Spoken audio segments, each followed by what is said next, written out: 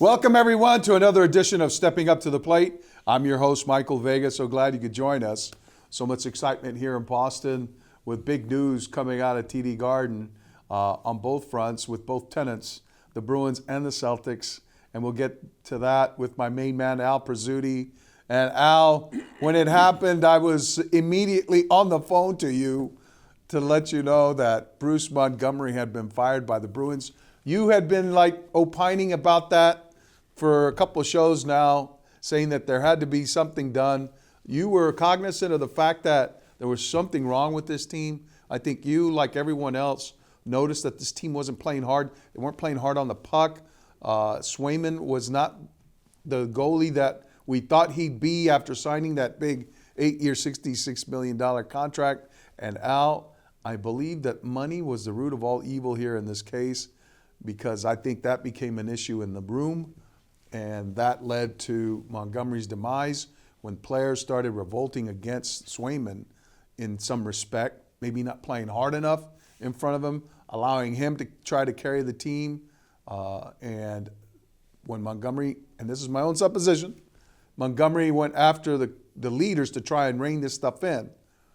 Well, they were the ones who were leading the revolt. Well, I mean, a couple of things here. I think if you really look at it, Montgomery has not been he's been a pretty good coach for 2.5 years, 2 years and 20 games.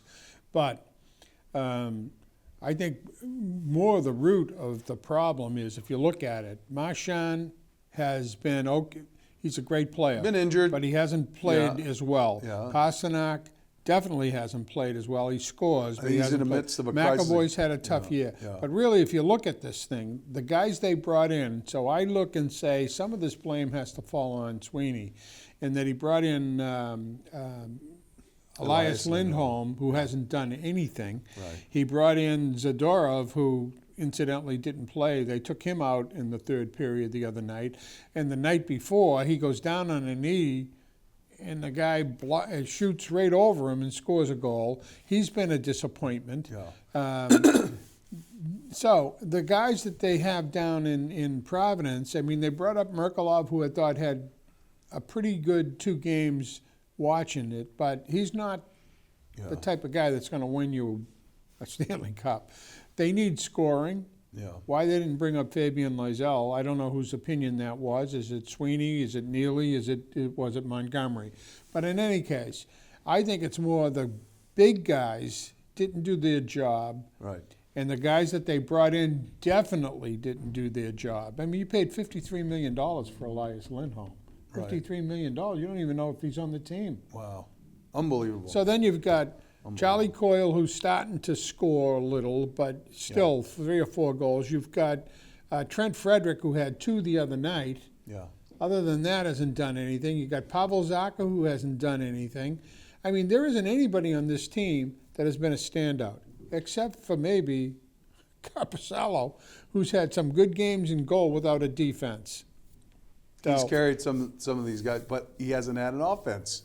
Well, what I'm saying is, I mean, you give up 2 or 3 goals, 2 to 3 goals, and you can't score. That's a bad combination. And they have a very leaky penalty kill.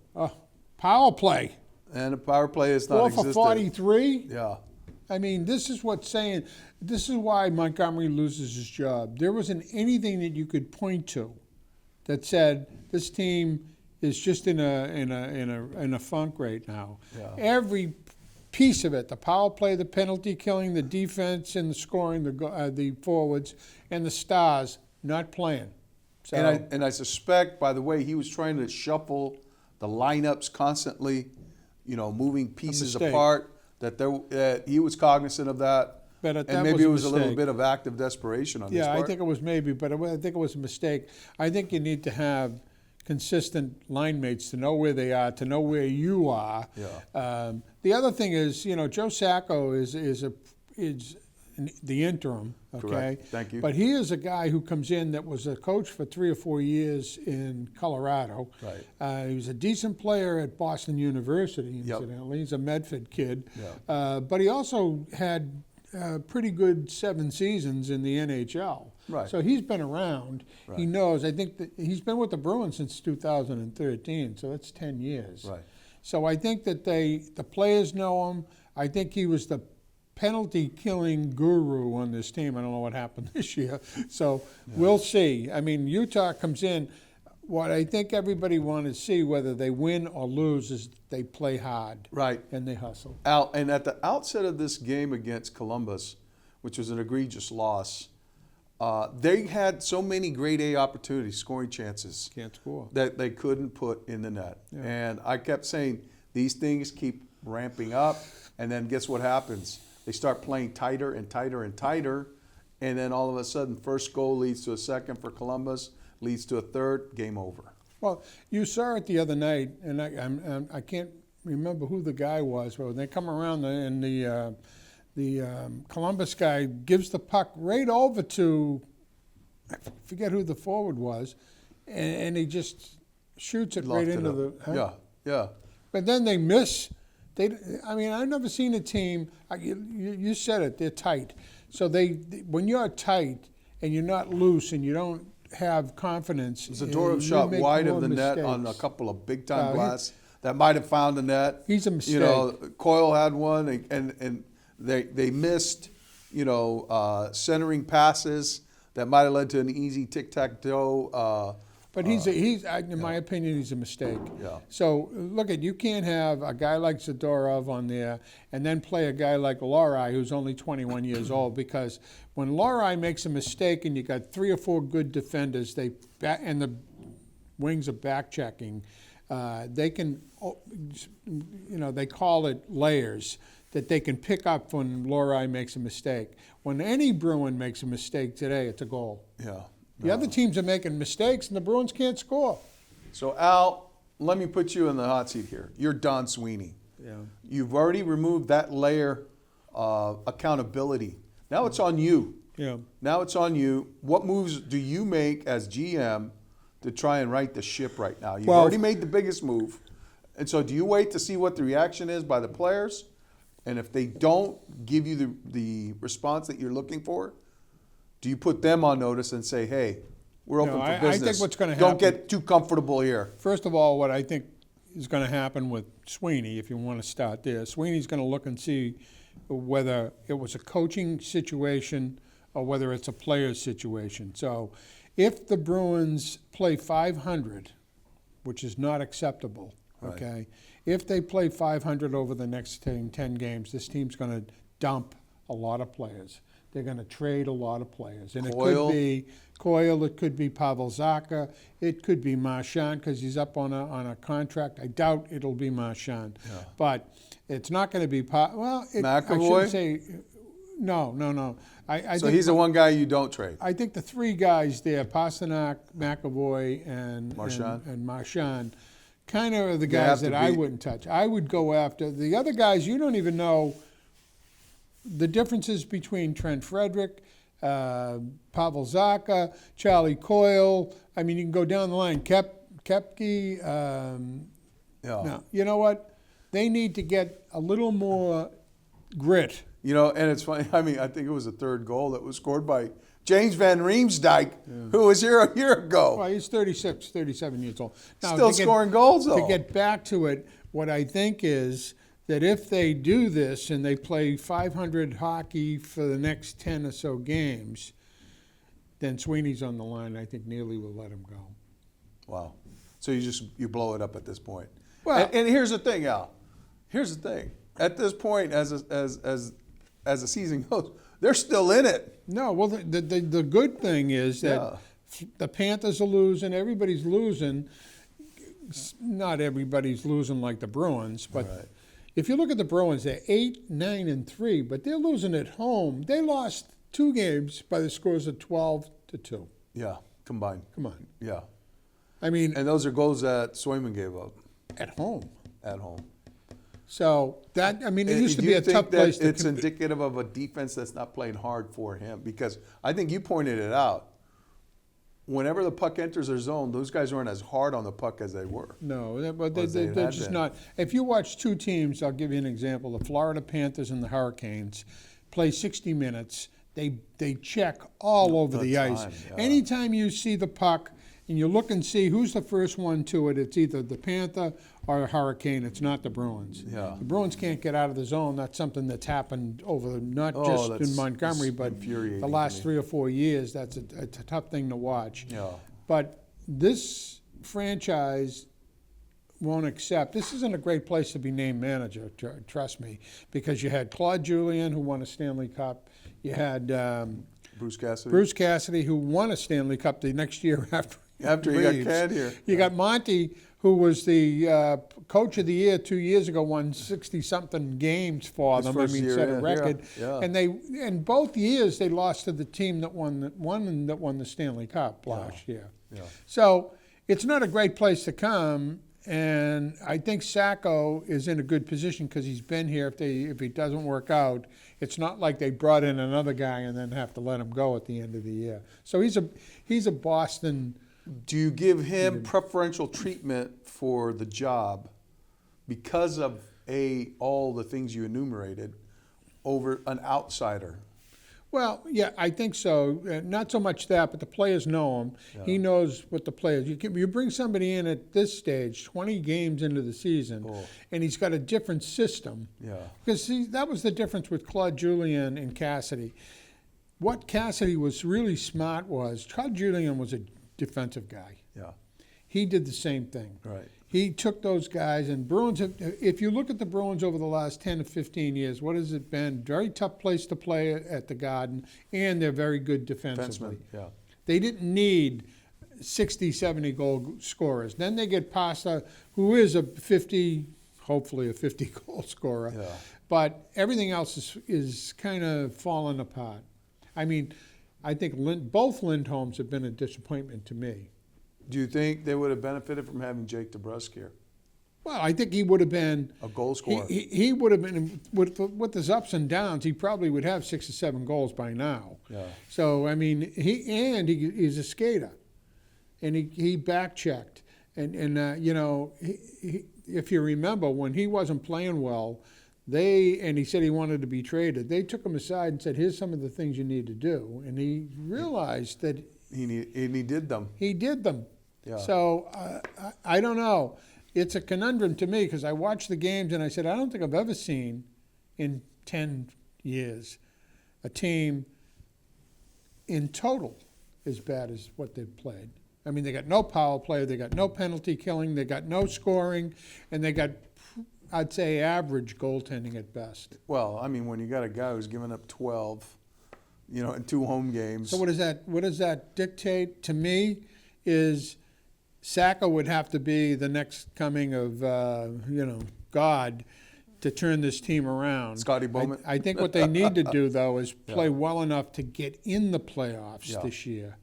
And if they get in the playoffs, anything can happen. Well, as we saw with the Panthers when they made 2 it all years the way. ago. Yeah.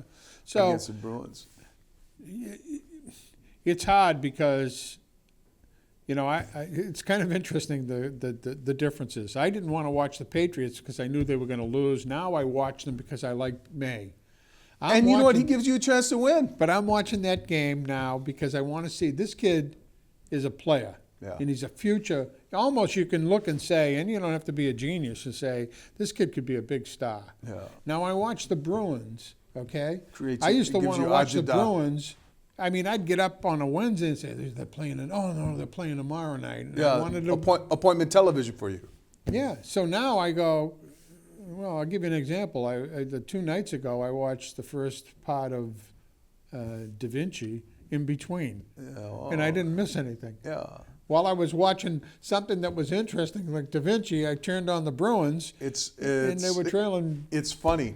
In our house, what was appointment television, believe it or not, was the WNBA. Anytime the Sun or the Indiana Fever were playing, my wife and daughter wanted to see them. Mm-hmm. Now, what's appointment television in our house? The Celtics. Mm-hmm. The Celtics. And Al, let me tell you, they make us forget about the Bruins. But isn't it interesting that on the night that the Bruins got rid of Jim Montgomery, the Celtics had an epic Eastern Conference showdown which could have been a primer to the Eastern Conference Finals against the undefeated Cleveland Cavaliers, and now they took it to them. Well, they took it to them because if they shoot the way they shoot on three-pointers, nobody's going to beat them. If Jason Tatum is by far the best player consistently. I shouldn't say the best player night after night, but consistently, he's the best player on the But you know, Al, what he does is he adapts his game to the moment. Yeah, so if they need scoring, he gives them scoring. If they need defense, he gives them defense. Rebounds. If they need rebounds, he goes up. And last night he was rebounding. He's not a center, but he's active on the board. He's very active on the board. He could pass. And then you add Jaylen Brown to that mix. Then you add Drew Holiday to that mix. Then you add Derek White. Then you add ageless Al Horford to the 38 years old Al. This guy's doing stuff that guys half his age aren't capable of doing. He's not doing as good a job as Al Pacino and Bill Belichick. But other ageless wonders. Ageless wonders. But yeah, like my main man here. But no, I mean, Al, it's unbelievable. That the Celtics getting those performances from those guys. That was a close game last night. It wasn't, and then it was, and then it wasn't. Yeah. But I mean, it was a close game, meaning you always knew Cleveland had a chance of. But you know what, Al? I think Joe Mazzulla loves that. And he found out about this team more than he would have in any other game because he loves it when they're tested. He loves it when they're pushed. He loves it when they're facing adversity. And I'm not so sure he likes it when they come out and they go down 23-0. No, because it's a slog. And now everyone's coming at the Celtics, and they know it. But the Celtics were up pretty big, and then the other team came back. And that's a function of them being good. Yeah, and then Peyton Pritchard, though, when he, love him. 3 and 4. I call it the 3. He's not over the 3 line, and then the 4 line might be over here. He's right in the middle of the 3-4. I mean, the kid can shoot, he can play. He can shoot it. I mean, there isn't anybody on that team though that doesn't have the green light to shoot a 3. And is a star. Yeah. I mean, White, Pritchard, Brown, Tatum, Horford. no, what's his name? The other kid, Drew Holiday. Oh. I mean, those and are 5 guys. And you look at that. You got one a burgeoning star, Neemias Queta. That guy, he's coming, man. Well, you know what's the funny thing about him? I didn't even know the name. I looked at Keita, and I see Portuguese. He's a terrific player. Awesome player. I mean, he reminds me of Williams in a way. He's very athletic. Yeah. And I don't know. We're not even have Porzingis. We're overlooking the fact that Kristaps Porzingis is waiting in the wings to join this team. Could be a unbelievable. When he comes back, they'll integrate it. But you know what that does? That evens out the minutes for Al. Yeah, well, they don't have to stretch him like he did. They'll smooth out those minutes. Luke Cornett doesn't have, and you know what the thing is, in beating the Cavaliers last night, the way they beat the Cavaliers, they really had to rely on Al, and they really had to rely on Queta because they didn't have Luke Cornett available, nor Porzingis. Mm-hmm. So they were kind of down to the nub, and yet Al still delivered in that game. Unbelievable. Your namesake. Well, anyways, I think I actually believe that the Patriots going to play Miami this week. Incidentally, that'll down there. But they could beat Miami. Yeah, sure. Right now, the Patriots got Barmore back. Yeah, they could win They could win a few games that you didn't think they were going to win because of this kid May. I'll tell you one thing though, he's faster than I thought he was. He can run. And he's got a good sense of the field though. When he looks at his receivers, yes, he does have a problem though with this. When he's running, he brings it in when players come toward him, but he has a way to. He runs with the ball out and exposes it, but. There are things that were troubling to me about that game, and it's how it was managed. Yeah, well, you come out of the second half, and you go to cover 0, right? Meaning you're bringing a blitz early on a second down. It was not necessary to put the heat on him on 2nd and 9 because you were playing them pretty tough. You had Barmore. You could have come with a 4-man rush. You know, could have maybe dropped back an extra defender into the coverage, a nickel back. But they decided to roll the dice and go all out, and they got burnt. And you saw Matthew Stafford running down the field, kind of mocking him, going, 0. He was going 0. He says, they came at me with cover 0, and this is what happens. But I think what amazed... And I think that turned the tide. As a fan watching this stuff, when you look and see a guy like... I mean, the Patriots played a pretty good game, but Stafford really saw... That's a great quarter. He's a great quarterback, this kid. Oh, no doubt. He saw that kid speeding by, and he threw it right in his hands. I mean, that was done. Well, and then at the end of the game, with A lot of guys the wouldn't Patriots see that, though. coming back with a chance to win, I thought, all right, let's see what the kid's got. And here's the thing, Al. Let's remember what the situation was. The Patriots were looking at having to go the length of the field in order to score a go-ahead touchdown because they're down 6. And they had 1 timeout left plus a 2-minute, which gave them 2 stoppages of play. Mm-hmm. So you know that with those 2 stoppages, it's doable. You can get to midfield and beyond. Now, they didn't get a playoff at the 2-minute, so there was that stoppage, but they still had that 1 left. Then they took a sack, which put them behind the sticks, 3rd and 13 now with a $1:57 left, which they had to stop the clock at that point. So they stopped the clock, and now they know that you have to stop the clock, and the only way you can do that is to throw the out cut so that your receiver runs out of bounds to stop the clock. And you got to make a first down now, right? It's 3rd down, but really you have 2 to make a first down. So I said to myself, well, if they know that I'm going to be throwing the out cut, then I'm going to go at them over the top. Because they're not expecting that. They're not going to expect that. Okay? Well, guess lo and behold, they went over the top. And I thought, yes. The problem was that Pop Douglas broke his route off, and he threw it to the spot where he should have been. Yeah, he should have been. That was the receiver's fault, not the quarterback. But the quarterback owned up and accepted responsibility. No, but and that, to me, showed a lot of maturity. If you think about it, now He watch didn't throw his that play teammate under the twice.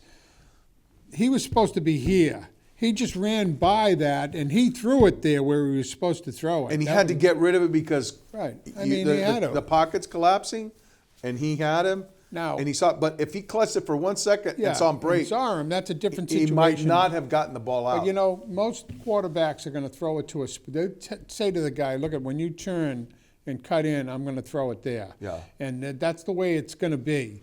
So he threw it where that guy was supposed to be. Supposed to be. Right. So, and Al, that's how most throws are made. Right, exactly. You got to throw it in anticipation that the guy's going to be where you're. 6-1. I mean, if that was Stafford, he might have then held it and then thrown long and hit the kid on a broken play. Or checked it down. Oh yeah, well. But you don't have time. You're running, and here's the thing: the game might have sped up for him a little bit at that moment.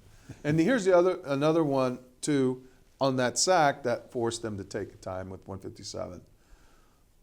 You knew as soon as the Rams altered their front, they took their interior lineman and moved him over, and they overloaded the left side. All right, so they had 3 guys playing all the gaps, okay, and they had an opening right there in the A gap. I said to myself, they're running a stunt game. They're going to run a stunt game to the A gap, and they're going to come right up the middle. So the linemen have to understand that. They have to see that and say, hey, they got to communicate amongst themselves. Hey, look, I got this guy, you got that. This guy's going to loop center. You got to pick him up. Yeah, well, the center was engaged over here on the right side. It opened up for the middle, and that's why, the kid Drake May got sacked. I think the other thing that Gerard Mayo's got to do is say, May knows what he's doing, but we need to figure out how we can get Ramondre Stevenson some space. Either in an RPO or yes, Al. Get him some yards or Al. use him as a on an RPO, because if they don't, you're wasting this kid. Yes. You know, the other thing is, I thought he's bigger than he is. He's not that big. No, he's only 230 pounds. You're not 250 pounds. Somebody told me he was 250. No, he's 230, but He's- hey, 230 is pretty hard to tackle still. Well, but he's got speed I out. could take him. All right, you anyways. heard it here first. But what I don't like is the way he's running kind of timidly in between the tackles. Yeah. Trying to find space. Well, there's no space for him. Right. That's the problem. Right. And he's trying to create it. And this kid can juke. He can do things. And you know what? He's running through the line, through the interior of the line like a youth football Well, player. he's running it- he takes he's it and running he into turns his own and he turns his guys. back and he's trying to back his way in. Yeah. You know, you got to keep your head up and you got to look for the space. When these the NFL whoever's doing the game shows on a running play the space, the blocking. Yes. And you can see a runner come out like this, and he's going this way, and then he sees the opening, and he can turn. Puts And then his you foot see down. the open spot, you realize how much a guy can pick up 10, 15 yards Yes. that way. Yeah. The Patriots don't seem like they have, and I think You gotta have a- Ramondre Stevenson is a guy who could gain 100 yards pretty Yeah. much half of the, 7 or 8 times a year. I think Gibson is a guy who puts his foot down. He can go. Well, if you got 2 running backs, one who's this and the other one who's that, I Right. mean, that's tough to block that Yeah. kind of thing because you don't know which way they're going to go. Absolutely. Yeah. Yeah. And Drake May can't do it all. That's the problem right now. And here's the other thing I saw that He's was Pasternak. Well, here's the thing that I saw that was pretty encouraging to me was the play calling. The play calling was brilliant because you know what? They were incorporating the run game and the pass game, and both were effective. They're both complementary. You know, you weren't relying upon. can be They were getting good chunk yards out of the run game on first and second down. The run and pass were working on first and second down, which left third and manageable, and then they're moving the chains. They're moving the chains. And here's the other thing you referred to. I think Alex Van Pelt started realizing, hey, we got players where we can attack space. And they were doing that. And with the short control passing game, they were attacking space. He's gotten better. Let me put it that way in the last Yes. 3 or 4 games. But that's because May is a better quarterback And he understands it and he picks it up. from this point of view. Yes. This is what he So is. He's building his catalog of experiences, plays, recognitions as he goes. In the short period of time, though, I watched the Kansas City Buffalo game. Oh, Josh Allen what a great quarterback is he a tremendous quarterback. He is. Because, when he ran that ball into for an touchdown, Yeah. I mean, he was well out there, but he looked like a fullback for crying out loud. And you know what? On the replays, he could see the guy that was coming up to hit him. He went right at him. And he didn't go though. down. He went right at him. Right at I mean, him. I think the kid is a terrific quarterback. And actually, I'd have a tough time taking him or Mahomes. I like Mahomes, but Josh Allen's one of my favorite. Yeah. But Well, anyways, that's going to be, and remember that's Josh Allen's his favorite. one of my One of them. favorites. All righty, everybody. That's going to do it for us. I want to thank you very much for joining us here on Stepping Up to the Plate. I want to thank my main man, Al, and the Ageless Wonder. And we'll see you next time here on Stepping Up to the Plate. Take care, everyone.